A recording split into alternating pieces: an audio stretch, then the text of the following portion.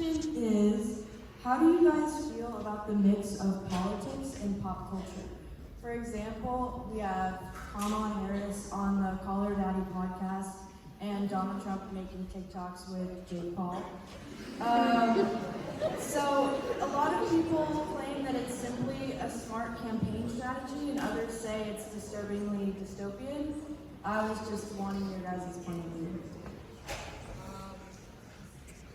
Yeah, so basically, as we've been meeting over these last few months, we kind of start off our meetings by saying, like, what have you read, what have you researched, what have you done? And the first thing that usually comes out of my mouth is, I've been on Twitter, right? I just think,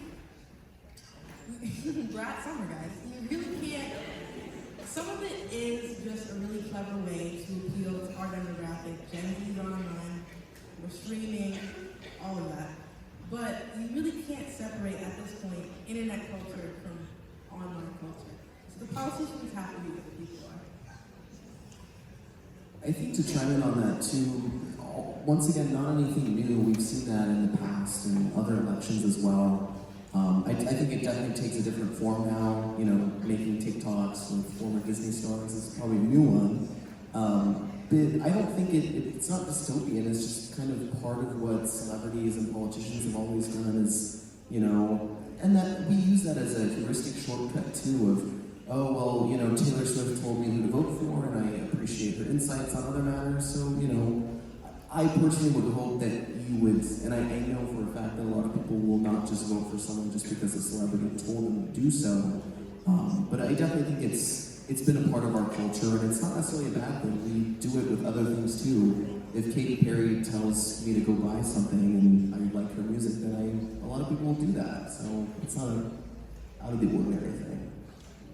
I think the relationship between politics and popular culture has a lot to do with something that we've been talking about, which is the sportification of politics and how we don't see them as something that affects our lives anymore, but we've taken like a third person role and we see them as like a football match, who's going to win, or as a reality show. And I think that switch in perspective with politics that has stemmed from the two-party system and the classification of politics, which means how there's just like some part of the population which will always be blue and some part of the population which will always be red. And the confrontation between those two groups, I think that has a lot to do with like how we see politics and how it has mixed with pop culture.